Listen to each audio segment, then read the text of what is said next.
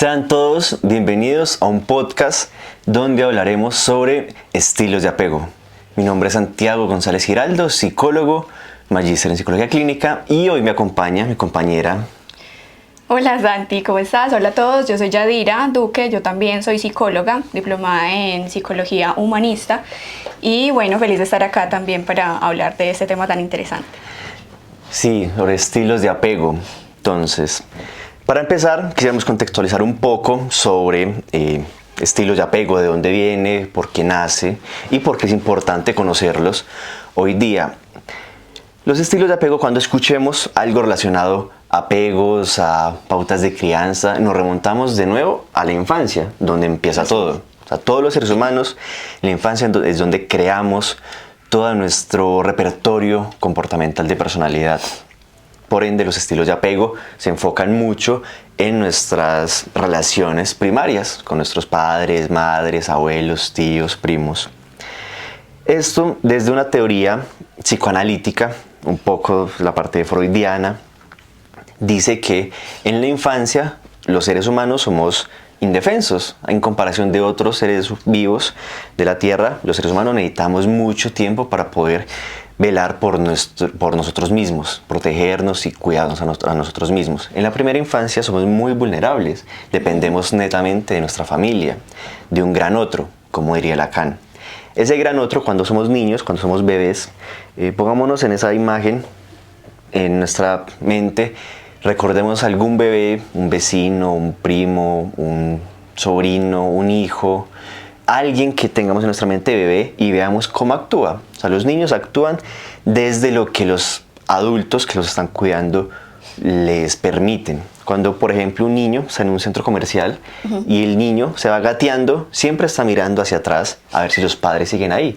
Esa simple mirada, esa mirar hacia atrás, ver mi lugar seguro, mis figuras de cuidado, le permite al niño, le da la capacidad, la fortaleza de seguir explorando un mundo que para él es desconocido. De ahí parten también mucho de la teoría de Freud, de las etapas psicosexuales. El niño reconoce el mundo a través de la boca, a través del control de esfínteres, a través del llanto, a través del tacto.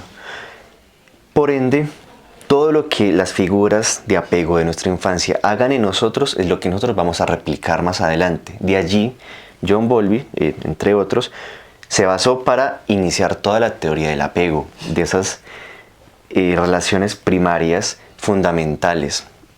De allí parte para, como dijimos ahorita, la teoría del apego. Sí, bueno, como Santi lo decía, es importante tener como esa base sólida sobre la cual nosotros pararnos desde nuestros primeros años de vida para de ahí proyectarnos y comportarnos de ciertas formas frente pues a nuestros entornos, ¿cierto? Entonces John Bowlby, que es quien, digamos, fundó esta teoría, por decirlo de alguna forma, vio esta importancia precisamente en nuestro desarrollo emocional, a partir de varias cosas, ¿cierto? Primero, ¿qué es el apego, Santi, cierto? Entonces, partamos de que es ese lazo afectivo fuerte que nosotros creamos como bebés con nuestros cuidadores o figuras primarias de cuidado, sean padres, puede ser nuestra abuela, nuestro tío, bueno, ¿cierto? La persona que nos esté cuidando desde que nacemos, ¿cierto? ¿Qué permite esta teoría del apego, Santi? Es el contacto con nuestras emociones, es muy importante, pero más que el contacto con nuestras emociones es poderlas socializar al mundo, ¿cierto? Poderlas expresar. Entonces, dependiendo del estilo de apego que nosotros desarrollemos gracias a nuestros cuidadores, pues vamos a tener, digamos, en mayor o en menor medida, más tolerancia a la frustración, vamos a ser más de pronto seguros con nosotros mismos, vamos a ser más o menos celosos también, desde aquí esa importancia, ¿cierto? Entonces, bueno, John Bowlby destaca 4 tipos de apegos. Son 1 seguro y 3 inseguros, ¿cierto? Vamos a comenzar con los inseguros. Los inseguros serían el ansioso ambivalente, el evitativo y el desorganizado. Recuerdo mucho ahorita, escuchándote, Yadi, una una clase donde un profesor nos decía que hizo una investigación, que es investigación de este profesor, vive en Bogotá, y él evaluó, él intentó detectar cuáles eran las características primordiales que hacían que desarrollaran depresiones los niños que estaban en fundaciones a cargo del bienestar familiar, que estaban en condición de adoptabilidad o en alguna otra circunstancia, pero en este tipo de operadores del bienestar. Me acuerdo que se me quedó muy grabado porque fue algo que me abrió mucho la mente. ¿Te impactó? Sí, me impactó mucho. Y fue que él detectó en su investigación, entrevistó a muchos cuidadores de estos niños en muchas fundaciones en Bogotá y a sus alrededores. Y él detectó que la cercanía a la hora de dar la comida a los niños era lo que más prevalecía para desarrollar síntomas de depresión, ya sea en la infancia o en la adolescencia posterior. Y yo decía, juepucha, ¿cómo? O sea, un niño o niña que esté alejado de su familia de origen, que esté en un lugar con personas desconocidas, con muchos niños a su alrededor, con tantas carencias bueno, carencias no, con tantas dificultades que presentan en este tipo de entornos, y que sea esa parte, como la cercanía afectiva o la cercanía emocional que generan estas cuidadoras con los niños, lo que más prevalece para los síntomas de depresión es súper, a mí me pareció muy impactante. Y tomando en cuenta esto del apego, de las teorías de apego, ahí es donde recae la importancia de entender que nosotros somos, como dice una frase, nosotros somos lo que hicieron con nosotros. Nosotros somos un constante recuerdo de lo que hicieron con nosotros en la infancia. Tanto así de darle una caricia, de jugar con él. Inclusive otro profesor nos contaba que en la parte en Colombia, que en Colombia donde estamos, en otra parte de Colombia, en la parte del Pacífico, que son un poco más alegres, más carismáticos, allá se detectaban muchos menos niveles de patología o de depresión en los niños. Y el profesor nos decía que era justamente por eso, porque allá se gozan a los niños, juegan con ellos, les tiran agua, los tiran al piso, los volean. Y eso hace esa cercanía emocional, lo que tú dices ahorita del afecto. El afecto es esa cercanía que genero con mis cuidadores principales, con las personas que son importantes para mí, como ese gran otro que decía Lacan, como ese ser omnipotente, omnipresente, que aparece cuando yo tengo algún malestar. El niño no tiene capacidad todavía de lenguaje para expresar tengo frío, tengo hambre, tengo miedo, simplemente llora. El llanto es la única forma que el niño tiene para manifestar que tiene que algo le molesta, que está desconforme donde está. Y aparece ser omnipotente, omnipresente, que huele rico, que me abraza, que es caloroso, que me da de comer cuando tengo hambre, que me arropa cuando tengo frío, que me protege cuando tengo miedo. O sea, ese ser que todo lo puede, todo lo ve, ese gran otro. De ahí es tan importante que los padres tengan esa cercanía con sus hijos, porque para ellos, para los niños, los bebés, ellos, los padres, lo son todo. Totalmente. Y de hecho, por eso se destaca en el surgimiento de estas teorías del apego la discusión de si el afecto, la cercanía emocional de los cuidadores o de los papás con el bebé hace parte de las necesidades básicas, ¿sí? Hay una gran discusión ahí porque, bueno, todos sabemos cuál es la pirámide de necesidades básicas, ¿cierto? Alimentación, exacto, alimentación, abrigo, vivienda, todo este tipo de cosas. Pero el afecto no está por ningún lado, y con estas teorías nos damos cuenta que es una de las necesidades básicas para un adecuado desarrollo emocional y psicosocial también, ¿cierto? Sí, totalmente. Y de hecho hay un experimento que explica esto con monitos, no sé si... el de sí. Exacto, que ponen a los monitos a ver... si acudían en momentos de crisis a como una mamá mono, por decirlo de alguna forma. Sí, que era como fría, de alambre, sí, y otra de felpa, ¿sí? A esta acudían solamente a la de alambre cuando tenían hambre, porque les proveía alimento. Pero cuando se asustaban, cuando pasaba algo de angustia, algún problema que superar, corrían a la de felpa, porque era, digamos, como más calurosa, por decirlo de alguna forma. Entonces esto generaba como más afecto, ¿cierto? Entonces es algo muy curioso que nos da cuenta de que la necesidad de afecto es pues grande, ¿cierto? Es muy importante Sí, en este total. desarrollo. Dime. Culturalmente he escuchado mucho a muchas personas cercanas decir, no, a ver, nadie tiene la verdad absoluta, ¿cierto? Y menos pues, en cuestiones como de crianza de los hijos. Pero culturalmente hay muchos saberes ancestrales, se podría decir, en cuanto al cuidado de los niños, que se van pasando de generación en generación. Uno que he escuchado mucho y que me parece que es muy triste, es que cuando el niño llore, déjelo llorar, que él solito se calma o que eso le ayuda. Y es totalmente lo contrario, como hablamos ahorita y como Jay acaba de decir. Cuando el niño siente angustia, siente frío, hambre, miedo, lo que sea, está sucio el pañal, o simplemente quiere a ese ser de felpa que le da calor, que lo apapacha, que lo abraza, y se demora, o sea, esa latencia, ese tiempo de demora, de no déjelo llorar 1 hora, 2 horas, el niño no tiene la capacidad cognitiva aún, o sea, el bebé, hablamos de bebés, no tiene la capacidad cognitiva aún de pensar, no, es que no vienen porque están ocupados, o no. Inclusive, para el niño, cuando la mamá sale de la puerta, para él desaparece. No tiene esa permanencia de pensar, no la veo, pero la siento allá. No, pasa de la puerta y ya no existe. Exacto, entonces llora y va generando ese miedo, esa angustia de, pucha, yo tengo algo que me disgusta, que me genera un malestar muy fuerte y nadie me protege. Entonces ahí empieza a generar esos tipos de apego desadaptativos, podríamos llamar, que habló ya de hace un momento. Exacto, Santi. Entonces, ya como adentrándonos un poquito en lo que son los apegos, los estilos de apego, ¿cierto? Entonces, el apego principal, o bueno, como el que más se habla, es el ansioso ambivalente, ¿cierto? Entonces, ¿qué pasa con este apego? ¿O cómo se desarrolla este apego en el bebé?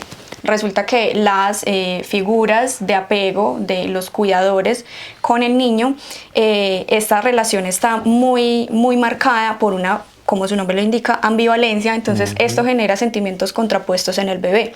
Es decir, que hay mucha incertidumbre en el mundo emocional del bebé, porque no sabe cuándo va a estar mi mamá, no sabe cuándo va a estar el apoyo, hoy me contiene emocionalmente, mañana no, entonces yo no sé qué esperar, ¿cierto? Hay como una incertidumbre ahí en ese lazo, ¿sí? Entonces esto no me da seguridad a mí para explorar el mundo. Entonces, como no me da seguridad, yo prefiero abstenerme de explorar, de jugar, de caerme, de aporrearme, porque no voy a tener quien me contenga emocionalmente, ¿cierto? Claro, cuando se habla de ambivalencia, es como dos polos opuestos, es como expresar dos sensaciones o dos emociones opuestas. Es decir, te quiero, pero te pego una pela. O también pasa muy a menudo, pues lo podemos ver en nuestra familia, vecinos, conocidos, amigos, por ejemplo, se me viene harta a la mente que estamos en una fiesta, ¿cierto? Estamos en una fiesta, tenemos al niño chiquito, está por ahí jugando, y llega un momento en que la mamá del niño ya dice, no, venga, párele un poquito, ya está muy cansón, ya párele un poquito, y el niño sigue jodiendo, molestando. Y la mamá sigue cargando esa ira, como que ya, bájela, y el niño no le hace caso y sigue jugando. Pasa todo el rato, o sea, termina la fiesta, se van a la casa, y cuando llega a la casa, la mamá llega y le pega al niño. El niño no tiene la capacidad... Después de... Exacto, o sea, después de 1, 2, 3 horas después. El niño, es que eso quisiera como remarcarlo mucho, que quedara muy claro en este podcast ya de que los niños, los bebés no tienen la capacidad cognitiva de reestructurar todo y decir, esta pela es por esto que hice. No, simplemente la mamá llega, entra en la casa y le pega una pela. ¿El niño con qué lo asocia? Con cualquier cosa. No sabe con qué. Exacto. Que pisó el tapete, que, no sé, que pide un vaso de agua, que le dio un abrazo al papá. Con cualquier cosa. Entonces eso es lo que se da, esa ambivalencia de esta figura, a veces me protege, a veces me castiga, a veces está, a veces no está, a veces me genera lo que necesito, a veces me lo quita, y genera ese tipo de comportamientos después. Exactamente, Santi. Y entonces estas personas cuando son adultas, ya en su comportamiento, en su forma de moverse en el mundo, lo que hacen es estar hipervigilantes ante cualquier indicio, cualquier manifestación de que el otro se va a alejar, ¿sí? Llámese papá, mamá, hermano, pareja, ¿cierto? Entonces están constantemente necesitando reafirmar la seguridad en ese vínculo. Este estilo de apego es el que más genera dependencia emocional en las parejas, ¿sí? Porque constantemente yo necesito que tú como mi pareja me estés reafirmando que estamos bien, que no me vas a abandonar, ¿cierto? Entonces, dime que me amas, dime exacto. que me extrañas. Entonces, a la mínima que yo vea que me estás diciendo, hoy no nos podemos ver porque tengo algo que hacer, tengo algo del trabajo, tengo algo de la universidad. Yo eso lo tomo como una amenaza porque estoy hipervigilante todo el tiempo.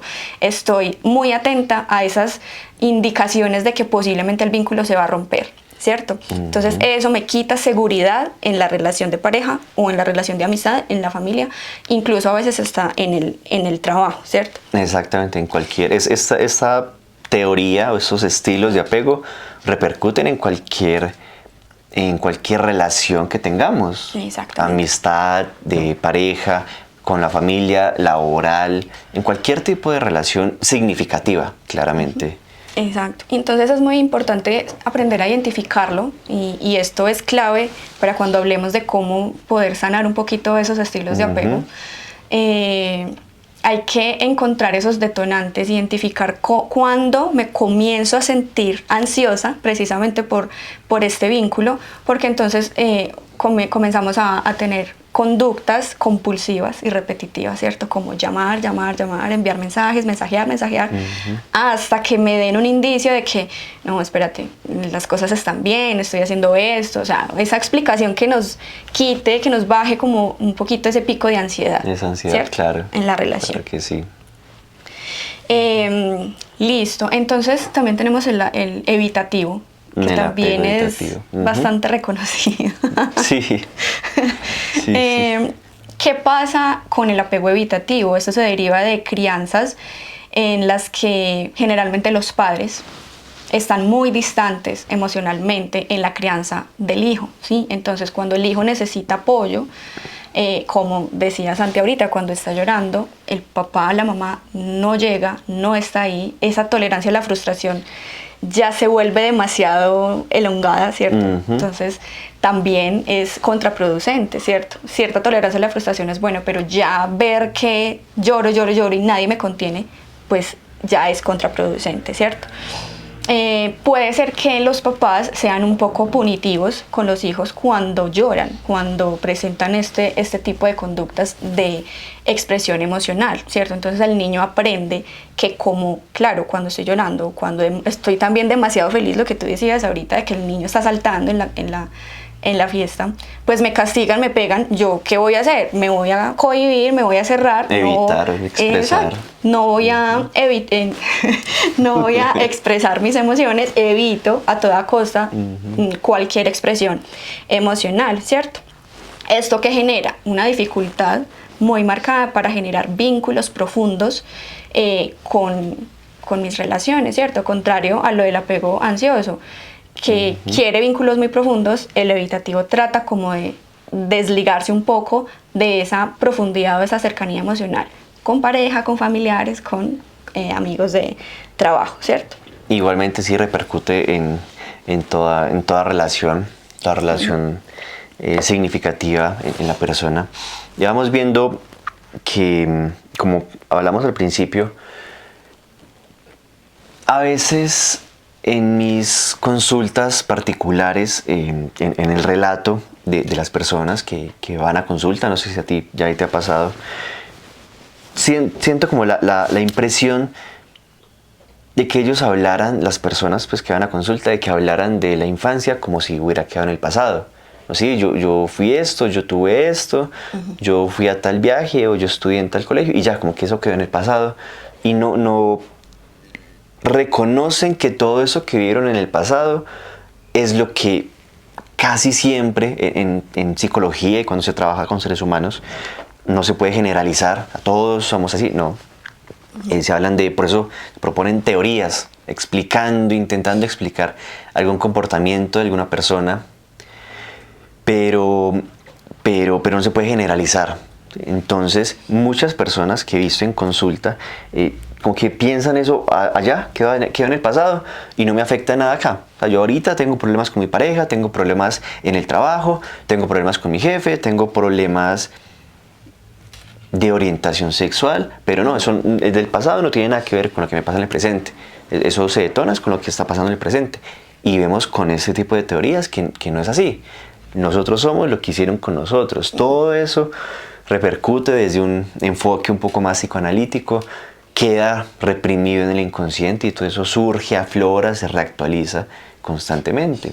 Exactamente, Santi. Y bueno, entonces estas personas ya cuando en su edad adulta, lo que pasa es que como no aprendieron a identificar ni a expresar sus emociones, pues simplemente la suprimen, ¿cierto? Entonces es cuando decimos que es una persona bastante rígida, hasta insensible, ¿sí? Una persona muy alejada de sus emociones, evita totalmente contacto con sus emociones, pero al mismo tiempo sienten ese profundo dolor por no poderlo expresar, ¿sí? O sea, ellos sienten el caos interno, ellos sienten algo que deben expresar, pero no tienen las herramientas, porque en su cotidianidad, en su infancia, con sus cuidadores o sus padres, no supieron cómo, porque no vieron un modelo para expresar cariño o afecto, o también una manera adecuada de expresar la frustración o la ira, ¿cierto? ¿Qué pasa con estas personas también? Que cuando están también en su edad adulta, quieren es reconocimiento, pero profesional, laboral, intelectual. Entonces son personas que se dedican mucho a sus estudios, porque de esa forma es que como buscan ese reconocimiento que quizá no tuvieron de sus padres cuando eran niños, ¿cierto? Ya veo a varios de los oyentes o de los que nos ven por YouTube. Sí soy ese. Y claro, muchos nos identificamos. Sí, ahora con razón, puchas. No, ya ahorita estamos concluyendo el tema. Daremos algunas recomendaciones para poder subsanar todo eso, porque eso no es camisa de 11 varas, no es algo estructural, sino que puede modificarse. Exacto, Santi. Y bueno, ya por último de los estilos de apego inseguros está el desorganizado. Yo pienso que el desorganizado tiene un poco de evitativo y de ansioso, y esto se da mucho en hogares que están marcados por maltrato, por violencia, por negligencia, ¿cierto? Entonces un día mi mamá me cuida, pero al otro mi mamá me abandona, al otro me castiga, al otro es grosera, al otro no me habla, ¿sí? Entonces yo nunca he tenido como una base sólida, no he tenido como esa seguridad de saber cómo va a reaccionar mi mamá o mi padre, bueno, mi cuidador, en cualquier momento, ¿cierto? Entonces genera como esa también incertidumbre de alguna manera, ¿cierto? Claro, totalmente. Y como tú decías, los otros dos anteriores, el ambivalente y el evitativo, a pesar de que son apegos inseguros, son estructurados, o sea, tienen una base sólida. Como tú mencionas, el desorganizado no tiene una base sólida. Eso es lo que lo hace tan difícil de detectar y tan complejo de trabajar. Según la teoría del apego, desde este estilo desorganizado es donde surge la mayoría de patologías mentales. Inclusive, pues se me viene una a la mente que se trabaja mucho, es muy conocida, que es el trastorno de personalidad límite o emocionalmente inestable tipo límite, tipo impulsivo. Y como ahí no hay una estructura, como el niño no aprendió a gestionar sus emociones, no aprendió a cómo comportarse en ciertos espacios, no aprendió a cómo querer y ser querido, no puede controlar sus emociones. O sea, esa es la forma en cómo se repercuten en la adolescencia y en la adultez, como decía Yadi. No tiene cómo gestionar sus emociones porque nunca aprendió cómo, ni malo ni bueno, no aprendió cómo. Entonces no sabe cómo actuar ante alguna pérdida, no sabe cómo actuar ante un despido, ante una quiebra económica, ante una ruptura amorosa, no sabe. Y lo que le nace es algo más inconsciente, no algo racional, como se supondría que sería lo óptimo.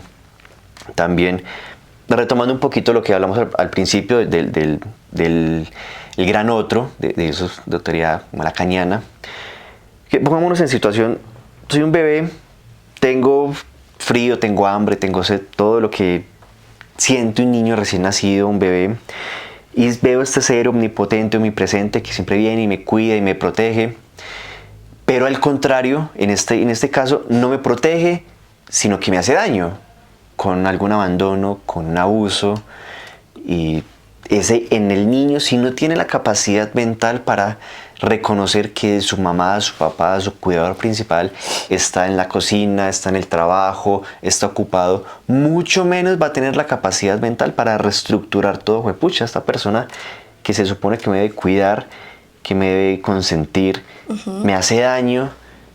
Entonces, ¿yo cómo reestructuro la imagen mental de lo que es un protector para mí? Como hablamos al principio, los seres humanos somos seres que necesitamos muchísimo cuidado al principio de nuestra vida. Totalmente. ¿A eso te refieres cuando dices que es algo desestructurado, cierto? Contrario a lo que a los otros estilos de apegos inseguros, pues son estructurados precisamente porque ya tienen un patrón al momento de reaccionar frente a cada adversidad, ¿cierto? En el desorganizado no tienen un patrón ya establecido, sea adecuado o inadecuado, no hay ningún patrón. Entonces, por eso suelen ser personas en su adultez impulsivas, ¿cierto? Normalmente, como hay tanta desconexión también emocional, se confunden muchas emociones. Entonces, cuando están tristes, reaccionan como si estuvieran enojados y viceversa, ¿cierto? Entonces, de ahí la importancia de conocer cuáles fueron nuestros estilos de crianza para poder de ahí ya comenzar a sanar, ¿cierto? Entonces, estas personas, como sus cuidadores fueron también tan impredecibles, pues asimismo ellos son impredecibles en sus formas de reaccionar, como dice Santi. Claro, ¿cierto? claro, claramente. Pueden pasar, esto es muy importante, precisamente como son tan impredecibles, pueden pasar de la sumisión a la agresividad. Entonces también dejan en jaque a su pareja o bueno, a sus allegados. ¿Qué hice? ¿Qué le pasó? ¿Cierto? ¿Por qué reaccionó así? Entonces ahí se va como generando esa fricción entre esas relaciones. Y bueno, pues el último estilo de apego es el seguro. Pues no hay como gran cosa que decir acá. El seguro es precisamente cuando tuvimos unos padres que nos dejaban explorar el mundo en una medida justa, que no eran sobreprotectores, que acudían a nuestras necesidades cuando realmente se requería y de una forma muy amena, ¿sí? Generando pues como esta cercanía emocional. Entonces estas son personas que son muy conscientes y muy conectados con sus emociones y por ende tienen mucha capacidad para expresarlas, para socializarlas. Una cosa es que yo entienda mis emociones y otra cosa es que tenga la capacidad de socializarla, de verbalizarla, porque es también importante ese punto, ¿cierto? Sí, totalmente. Hay tres características que expone Bowlby en su teoría que ejemplifican o que favorecen este apego seguro, que es la constancia, la consistencia y la cercanía afectiva. Como decía ya de ahorita, cuando el niño siente esa confianza de explorar el mundo porque hay alguien en casa que me puede cuidar, que me puede curar si me enfermo, que me puede dar de comer, que me da abrigo, que me protege del miedo, de lo desconocido, el niño o la niña, el bebé siente mucha más capacidad para explorar el mundo y para sentirse seguro en ambientes desconocidos, como es una entrevista de trabajo, como es una relación nueva de pareja, como es conocer a alguien nuevo. Total. Infinidad de situaciones. Y trayendo a esto, como hablamos al principio, ya para ir cerrando un poco el tema, ya como conclusión, estos apegos, estos tipos de apego, así muchas personas que nos escuchan y que nos ven, digan, sí soy, sí me pasó, o sí siento eso, sí me pasa en estas circunstancias, no es algo estructural, o sea, no es algo que esté ahí y que inamovible, estático, claramente. Por eso Bowlby es de la teoría psicodinámica, diferente al psicoanálisis de Freud. Freud era muy estructural, el yo, el superyo, el ello, el inconsciente, el consciente. En cambio, Bowlby es la parte dinámica, es decir, que la psique, todo lo que tenemos aquí adentro, es dinámico, se va Es moldeando.